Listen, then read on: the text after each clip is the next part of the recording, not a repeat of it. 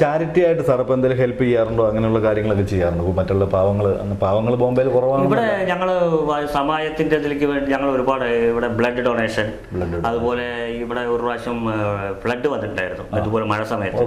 അപ്പൊ അവിടെ ദുരിതാശ്വാസത്തിന് വേണ്ടിയിട്ട് ഞങ്ങൾ പല ആഹാരങ്ങളൊക്കെ എത്തിക്കുക, അങ്ങനെയുള്ള പല പല കാര്യങ്ങൾ ഞങ്ങൾ ചെയ്യും. പിന്നെ ഇവിടെ എന്തെങ്കിലും സംഭവിച്ചു മലയാളീസിന്, ഇവിടെ ഒരുപാട് മലയാളികളും ഒരുപാട് സൗത്ത് ഇന്ത്യൻസ് ഒരുപാടുണ്ട്, എന്തെങ്കിലും സംഭവിച്ചു കഴിഞ്ഞാൽ അതിലൊക്കെ ഇൻവോൾവ് ആവുക എന്നുള്ളതൊക്കെ ഞങ്ങൾ വളരെ ഇതായിരുന്നു. ഇവിടെയുള്ള മലയാളികൾ മൊത്തം പറയുകയാണെന്നുണ്ടെങ്കിൽ പനവേലിലുള്ള മലയാളികൾ വളരെ ആക്റ്റീവാണ്. വളരെ എനിക്കറിയാം, പനവേല് ഭയങ്കര ആക്റ്റീവാണ്, ഒരുപാട് പേരെ പരിചയമുണ്ട്.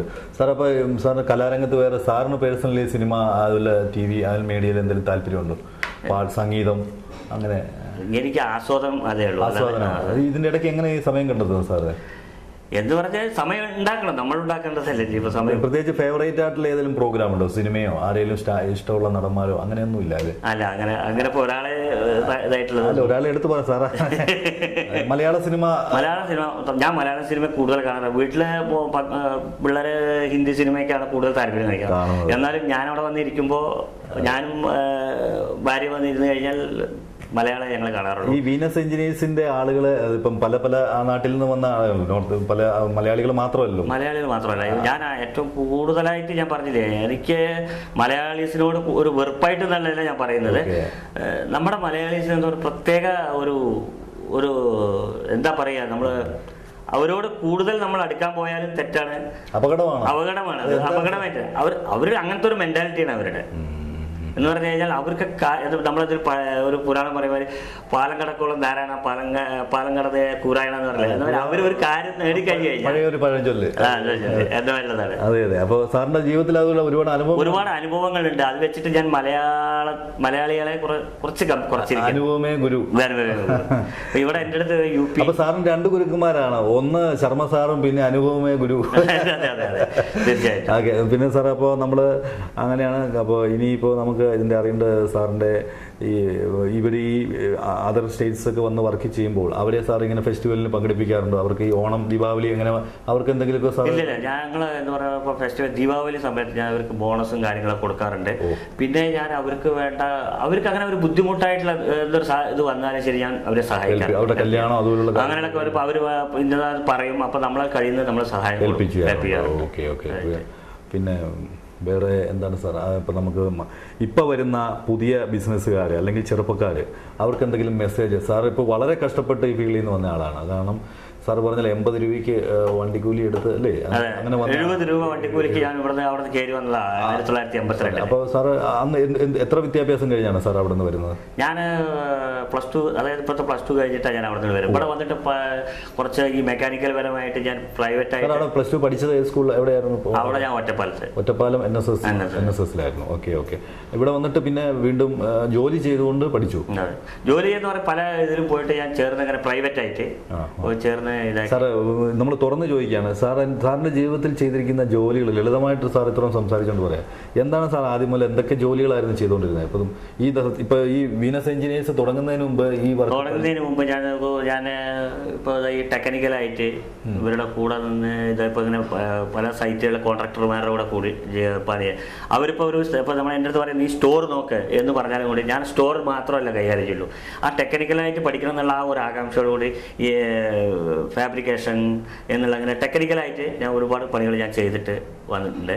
പിന്നെ അത് കഴിഞ്ഞ് ഞാൻ ഒരു 5-6 വർഷം അങ്ങനെ പണിതു. അവിടെ നിന്ന് ഇതിനെ പറ്റിയിട്ട് നമുക്ക് കുറച്ച് നല്ല ഇത് കിട്ടിയപ്പോൾ ഞാൻ ഉയരാനുള്ള ആ ഒരു ഇതിൽ പിടിച്ചു കയറാൻ വേണ്ടിയിട്ട് ഞാനൊരു നമ്മുടെ നാട്ടുകാരൻ തന്നെയാണ്, ഒരു മോഹൻ നായർ എന്ന് പറയും. ഓക്കെ. പുള്ളി എടുത്തു പറയാനുള്ള ഇതുണ്ട്. പുള്ളിയും ഒരു ഗുരുവെന്ന് തന്നെ പറയാം.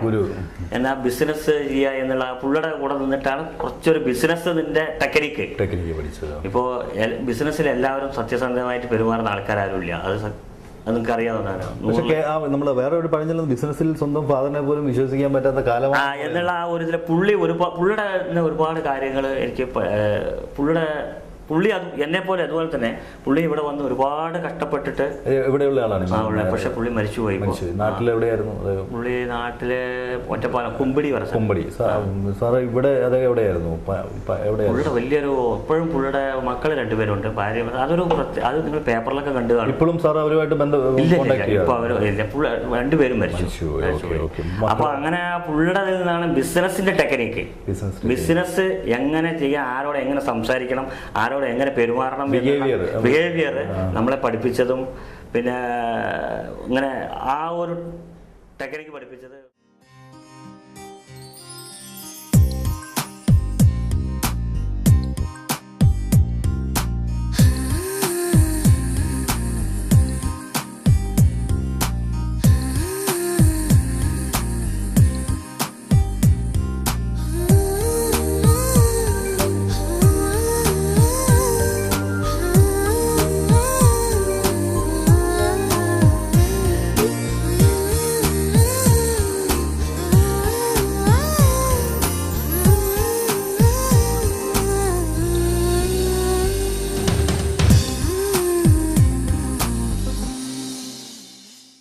സാറിൻ്റെ ഒരു വിജയം നമ്മൾ കാണുന്നത് ആത്മാർത്ഥത, സത്യസന്ധത, പറഞ്ഞ കാര്യങ്ങൾ കറക്റ്റായിട്ട് അല്ലേ നടപ്പാക്കുക. തീർച്ചയായിട്ടും. പിന്നെ എനിക്ക് നല്ല വിശ്വാസം, ഏറ്റവും നല്ല കഷ്ടപ്പാടിന് വലിയൊരു ഉദാഹരണമാണ് ദൈവം കൊടുത്താണ് വീനസ് എഞ്ചിനീയേഴ്സ് അല്ലേ. ഇത്രയും വലിയ ഒരു സ്ഥാപനത്തിന്റെ ഉടമ ഇത്ര ലളിതമായിട്ട് സംസാരിക്കുന്നത് തന്നെ നമുക്ക് അത്ഭുതമാണ്.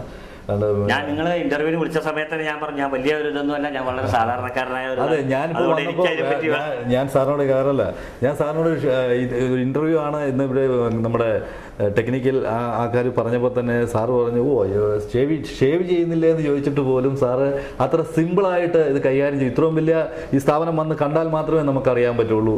വീനസ് എഞ്ചിനീയേഴ്സ് ഇത്രയും വലിയ നിലയിൽ പടുത്തുയർത്തിയതിൻ്റെ കഷ്ടപ്പാട് തൻ്റെ ഗുരുക്കന്മാർക്ക് അദ്ദേഹം സമർപ്പിച്ചുകൊണ്ട് സാറിന് ഇപ്പോൾ വരുന്ന ആൾക്കാരോടും ഈ നമ്മുടെ പുതിയ ഈ രംഗത്തേക്ക് വരുന്ന ആളുകളോടും പിന്നെ കേരള വിഷൻ്റെ പ്രേക്ഷകരോടും മണികണ്ഠൻ സാറിന് എന്താണ് പറയാനുള്ളത്, പേഴ്സണലായിട്ട് പറയാനുള്ളത്?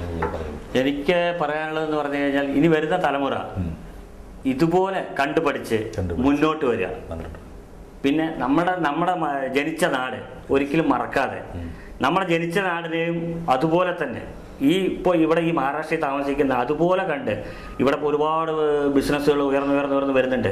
എന്നുപോലെ നമ്മുടെ നാടിനെ ഡെവലപ്പാക്കാൻ വേണ്ടി എല്ലാവരും പരിശ്രമിക്കുക, മുന്നോട്ട് വരിക. അതുപോലെ നമ്മുടെ മലയാളികളായ എല്ലാവരും ഇവിടെ വലിയ വലിയ ബിസിനസ്സുകാരുണ്ട്. ഞാനെന്ന് പറഞ്ഞു കഴിഞ്ഞാൽ അവരുടെ വെച്ച് ഒരു 10% പോലും ഇല്ല. അവര് അല്ല എന്നില്ല, ഒരു വലിയ വലിയ ബിസിനസ്സുകാരുണ്ട്.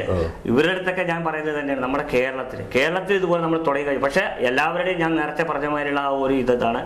അതുകൊണ്ട് പരിശ്രമിക്കുക, എല്ലാവരും വരുന്ന തലമുറക്കാരെല്ലാവരും ഇതുപോലെ മുന്നോട്ട് കൊണ്ടുപോയി നമ്മുടെ കേരളം, നമ്മുടെ മണ്ണ്, നമ്മുടെ നാട് ഉയർത്താനുള്ള ഒരു ഇത് ചെയ്യുന്നു. അതെ, തിരുവോണമാണ് വരുന്നത്, എന്തെങ്കിലും പറയാനുണ്ടോ സാറേ? ഓണത്തിന്റെ ആശംസകൾ. ഓണത്തിന് കേരളത്തിലെ എല്ലാ മലയാളികൾക്കും, എല്ലാ ലോകമെമ്പാടും ഇനിയിപ്പോൾ ഇത് നിങ്ങൾ പ്രക്ഷേപണം ചെയ്യുകയാണെന്നുണ്ടെങ്കിൽ എല്ലാവർക്കും നമ്മുടെ ഈ ഇന്റർവ്യൂ ഇതാണ്, എല്ലാവർക്കും ഓണത്തിന്റെ ആശംസകൾ. അതെ, ഏതായാലും ഇത്രയും ഒരു വളരെ ലളിതമായിട്ട് സംസാരിച്ച സാറിന് ഞങ്ങൾ കേരള വിഷന്റെ വക താങ്ക്സ്. അപ്പോൾ നമുക്ക് മലയാളികളെ നമ്മൾ ഇപ്പോൾ പലരെയും നമ്മൾ കണ്ടിട്ടുണ്ട്, ഇത്ര ലളിതമായിട്ട് നമ്മളോട് അടുക്കുകയും നമ്മളോട് സംസാരിക്കുകയും ചെയ്ത ശ്രീ മണികണ്ഠൻ സാറിനും വീനസ് എഞ്ചിനീയേഴ്സിൻ്റെ എല്ലാ ഗ്രൂപ്പിനും ഞങ്ങളുടെ കേരള വിഷൻ്റെ പേരിൽ, ബിസിനസ് സ്റ്റാറിൻ്റെ പേരിൽ ആശംസകൾ അർപ്പിക്കുന്നു. അപ്പോൾ നമ്മുടെ ഇന്നത്തെ പ്രത്യേകതരം ചോദ്യമാണ്, പ്രത്യേകം എഴുതിയെടുക്കുക. ചോദ്യം ഇതാണ്: കേരളത്തിലെ ആദ്യത്തെ ഇൻ്റർനെറ്റ് എഡിഷൻ പത്രം ഏതാണ്? കേരളത്തിലെ ആദ്യത്തെ ഇൻ്റർനെറ്റ് എഡിഷൻ പത്രം ഏതാണ്? ഉടൻ ഞങ്ങളെ വിളിച്ചറിയിക്കുന്നവർക്ക് സമ്മാനങ്ങളുടെ ഒരു കൂമ്പാരമുണ്ട്. ഞങ്ങളെ വിളിക്കേണ്ട ഫോൺ നമ്പർ 0484-231-7782 അല്ലെങ്കിൽ 83. ഫോൺ നമ്പർ ഒരിക്കൽ കൂടി 0484-231-7782 അല്ലെങ്കിൽ 83. അപ്പോൾ ബിസിനസ് സ്റ്റാറിൻ്റെ അടുത്ത എപ്പിസോഡുമായി ബൈ മൻരാജ്.